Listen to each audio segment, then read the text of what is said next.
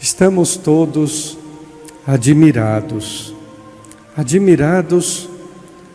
com a palavra que Jesus nos dirige, admirados porque Ele é a palavra que se fez carne.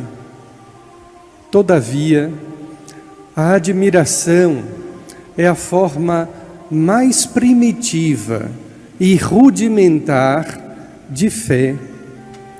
Ou seja, nós não podemos nos contentar em apenas ficarmos admirados, extasiados, como esta palavra é bonita, como esta palavra é cheia de sabedoria, como esta palavra ilumina a nossa vida, o nosso caminho. Não apenas isso, não só isso. Não é o suficiente, não é o bastante. Nós precisamos fazer pela graça de Deus, não é somente pelo esforço humano, é pela graça de Deus que santifica a nossa alma, que esta palavra se torne vida em nossa vida. E precisamos também rezar pedindo a graça de Deus para que não nos aconteça aquilo que houve na vida do povo da antiga aliança. Hoje não fecheis o vosso coração, como em Meriba, como em Massa no deserto aquele dia, em que vossos pais me provocaram. Não fechar o coração à palavra de Deus, mas ouvir a sua voz. É que no Antigo Testamento, e a primeira leitura é muito explícita, é bastante clara a este respeito, o povo se cansou de Deus. E por isso Moisés chega a dizer que o Senhor haveria de enviar um outro profeta, igual ou maior do que ele. É Cristo. Não é mais um profeta para falar, para pregar, para anunciar.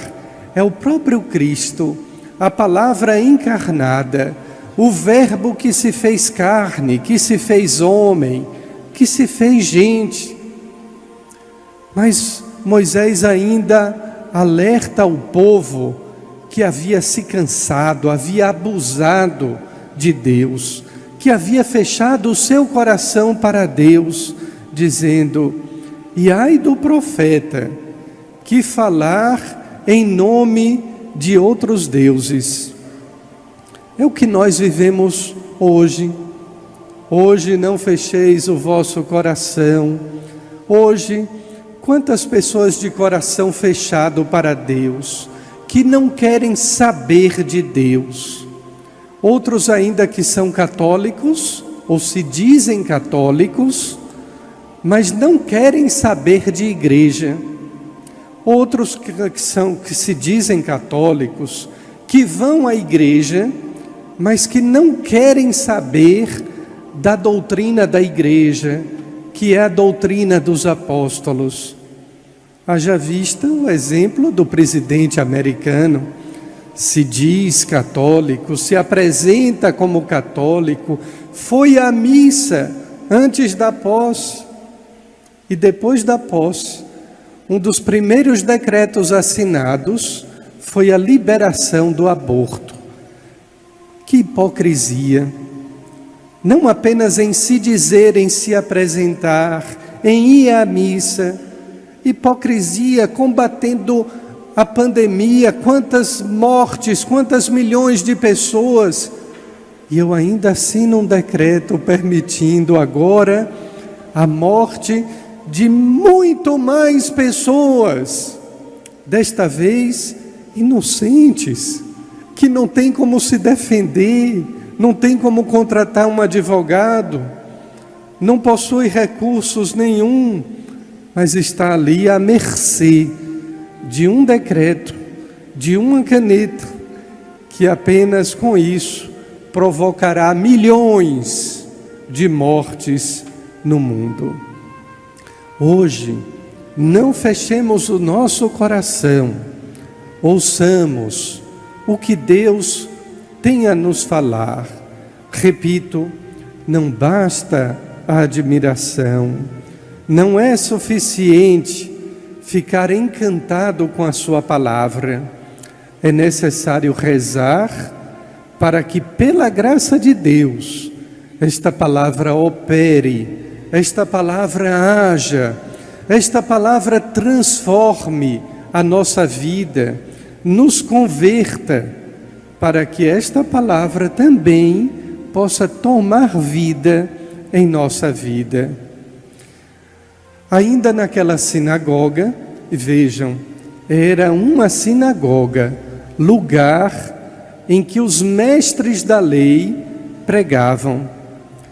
As pessoas estavam admiradas porque Jesus pregava não como os mestres da lei, e por isso ficaram admiradas com o seu ensinamento, porque Jesus não era um mestre da lei, Jesus era o próprio Deus, e a sua autoridade, que as pessoas se admiraram, é exatamente essa, a autoridade não de quem prega bonito, a autoridade não de quem prega com argumentos convincentes, a autoridade não apenas de quem possui a coerência entre aquilo que vive e aquilo que prega. A autoridade de Jesus, queridos irmãos, nunca esqueçam disso. A autoridade de Jesus é a autoridade de Deus.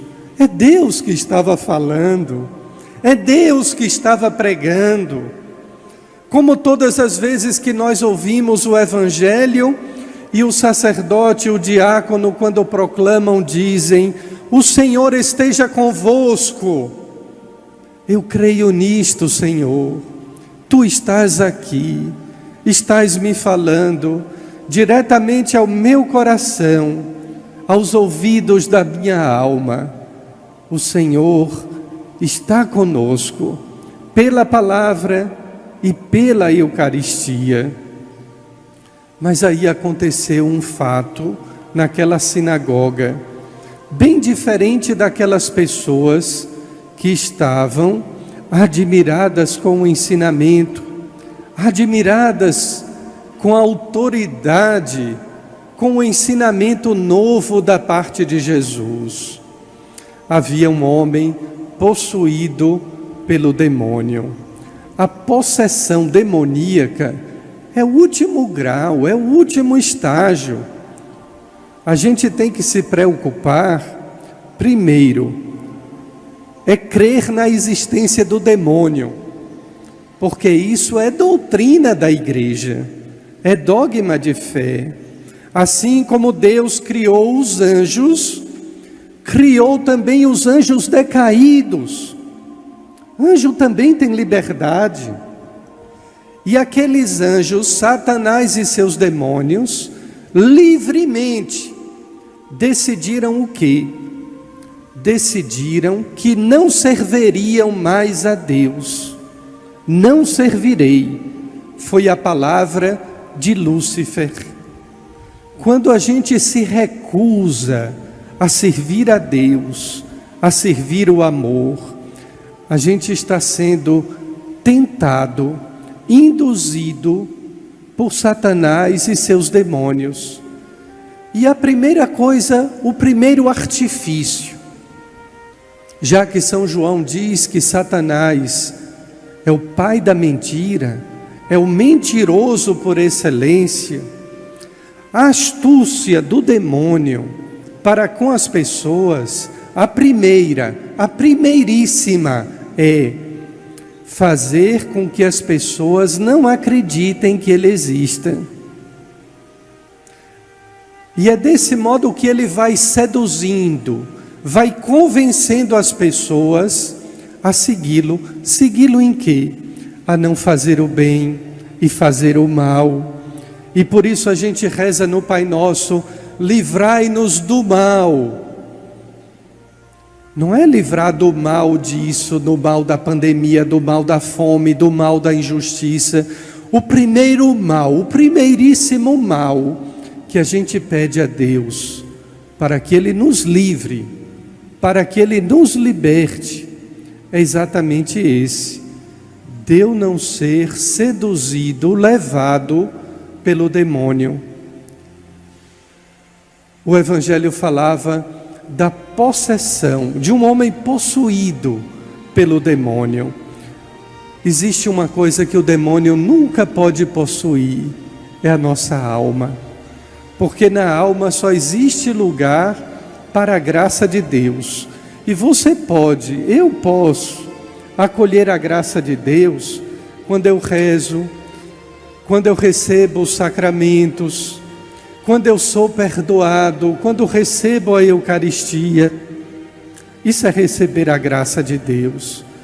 O demônio, quando possui alguém, ele nunca pode possuir a vida de uma pessoa totalmente. Primeiro, porque não tem esse poder de possuir a alma. E segundo, porque é aquela mesma imagem, ou a mesma analogia, de alguém quando é sequestrado ou roubado. Se está de carro, o demônio, ou o ladrão, o ladrão toma a direção do volante para conduzir, ou para com a arma fazer com que a pessoa, o condutor, o motorista, o dono do carro, lhe conduza onde ele quiser. É assim que o demônio age. Coloca uma pistola de outro tipo em nossa cabeça para a gente conduzir a nossa vida para onde a gente não quer. A gente não quer ir, a gente não vai ser feliz, mas ele ilude, ele engana. E é por isso, eu repito, que a gente reza: livrai-nos do mal. É por isso que a gente pede ao Senhor, ainda no Pai Nosso: não nos deixes cair em tentação, porque a primeira coisa do demônio é tentar. Ele tentou Jesus no deserto, por que não vai me tentar? Por que não vai tentar a você? Não nos deixe, Senhor, cair em tentação, mas livrai-nos do mal. E é dessa maneira que a gente vai construindo a nossa vida com Deus e longe do mal. Portanto, a primeira atividade, a primeira ação desse ilusionista, deste enganador, deste mentiroso, é a tentação, não é a possessão. A possessão, digo mais uma vez, é o último grau, o último estágio. Mas é quando nós abrimos as portas do nosso coração, deixando de rezar, deixando de se confessar, deixando de comungar, que ele começa a tomar a direção do carro, do veículo que é a nossa vida, até sermos possuídos totalmente. Aquela possessão que a gente vê na televisão, de filme, aquilo é besteira, aquilo é a última coisa. A possessão do maligno primeiro é a tentação da mente, da inteligência. Quantas pessoas que são possuídas, antes de ser possuído o seu corpo, ser possuída a sua mente. Quem é possuído pelos instintos de raiva, quem é possuído pela ganância, quem é possuído pelo ódio, quem é possuído pelo ciúme, quem é possuído pela avareza. Quantos pecados capitais possuem, entre aspas, a nossa inteligência e acabam possuindo a nossa vida. Quantas vezes somos possuídos, somos feitos escravos, deixamos de ser patrões, donos de nós mesmos, para sermos possuídos. Olha, ele está possuído de inveja. Fulano de tal estava possuído de ódio, a tal ponto que surtou e agrediu e violentou. E por isso o evangelista São Marcos diz que aquele homem, quando foi deixado pelo demônio, ele sacudiu violentamente a vida daquela pessoa. Porque de fato, queridos irmãos e irmãs, quem não é possuído pelo amor, é possuído pela violência, que não se restringe apenas à violência física, que não se resume à violência de palavras escritas ou pronunciadas. Quanto tipo de violência existe aí? Terceira e última coisa, o demônio que possuía a vida daquela pessoa disse a Jesus: eu sei quem tu és, eu sei quem tu és o Santo, o Filho de Deus, o Jesus Nazareno. Ao que Jesus imediatamente lhe impõe: cala-te. Primeiro, porque ele não dá o ministério da palavra ao demônio, porque de nada serve o demônio anunciar quem é Jesus. Já ouviram aquela expressão, aquele provérbio popular que diz: parece o demônio pregando quaresma. Não sei se aqui tem esse ditado, mas na Bahia se usa muito. Quando alguém que é falso, que é mau, vai falar de coisas boas, então o baiano diz: parece o demônio pregando quaresma. Porque quaresma é conversão, quaresma é mudança de vida para Deus. Demônio pregando quaresma é ilógico. Mas vejam, o testemunho do demônio não serve para nada, absolutamente nada. E por isso Jesus diz: cala-te. É como agora nesse tempo, eu me permito aqui um exemplo pessoal, próximos da quaresma, vivendo um tempo de pandemia, de vidas perdidas, de vidas adoentadas ou infectadas. Aí tem um programa maravilhoso, entre aspas. Maravilhoso eu digo, e entre aspas, para não falar o contrário, porque o adjetivo seria outro, bem pior. Um programa chamado Big Brother, exatamente para dominar a mente das pessoas, convencê-las que o pecado é certo, que a maldade é algo natural. E por isso o mundo se revolta quando a igreja fala de pecado. Padre, falar de pecado não é bom, afasta os fiéis. Os fiéis não querem saber disso. O mundo já é tão cruel, tão desigual, afetado como está pela pandemia. E aí o demônio, é coisa dele, é obra dele, eu não tenho dúvida alguma. Aí coloca um programa de entretenimento para entreter as mentes e as almas, para lhes dizer que o errado está certo e que o certo deve estar errado.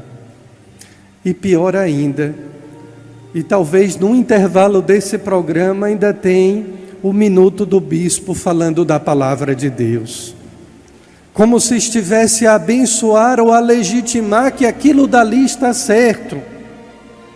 E quando eu pergunto à pastoral de comunicação da diocese: está certo isso?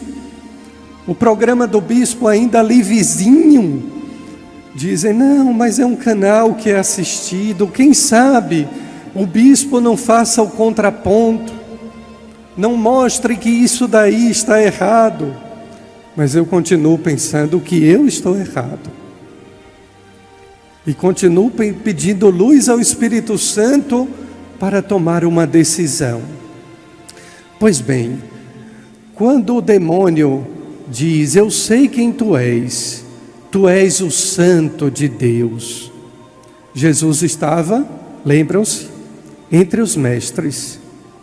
O demônio pode até chamar Jesus de mestre, mas ele nunca vai chamar, ele jamais vai chamar Jesus de Senhor, porque só obedece a Cristo quem o tem como Senhor.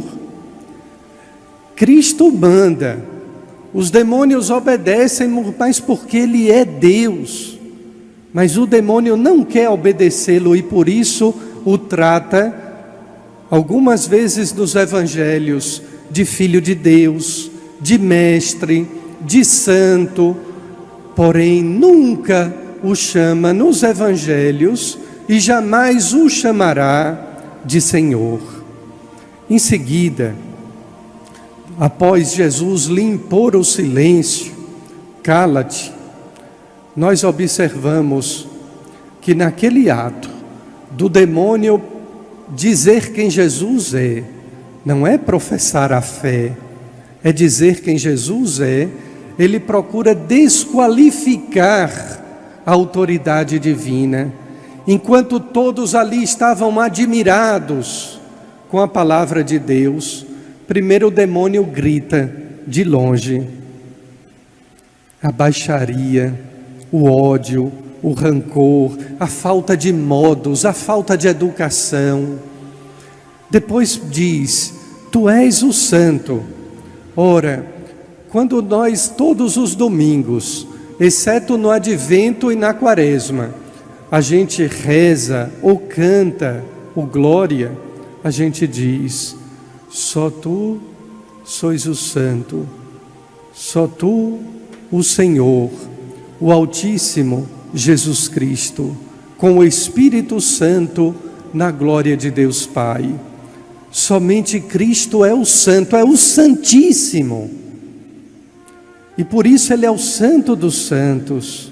E por isso a gente, quando canta o Glória, deve cantar, diz a Sacrosanto Concilium, não sou eu quem estou dizendo, o texto, a letra do hino do Glória inteiro, como também do Santo. 3 vezes Santo é Deus, o Santíssimo. Não me cabe ter a licença poética para modificar nem a letra do Santo e menos ainda do Glória. O demônio chama Jesus o Santo, o Filho de Deus, mas também diz: é Jesus o Nazareno, daquela cidadezinha lá perdida. É Jesus o Nazareno, daquela biboca que está ali escondida e não aparece nem no mapa. Notem, Jesus o Nazareno, não diz o Cristo, o que veio para nos salvar. Queridos irmãos, hoje, não fechemos o nosso coração, ouçamos o que diz o Senhor, para que sejamos possuídos pelo seu amor, para que Ele seja de fato o único Senhor da nossa vida, para que não sejamos possuídos pelos espíritos maus, da inveja, do rancor, do ódio, da falta de solidariedade, da falta de perdão. Hoje não fechemos o nosso coração, para que Cristo seja o Senhor da nossa vida. Não fechemos o nosso coração para não sermos induzidos, não sermos tentados pelo mal, pelo maldoso, a viver no pecado. Hoje não fechemos o nosso coração, ouçamos a voz do Senhor, que diz que nos ama, que quer a nossa felicidade e mais ainda, uma felicidade eterna. Amém.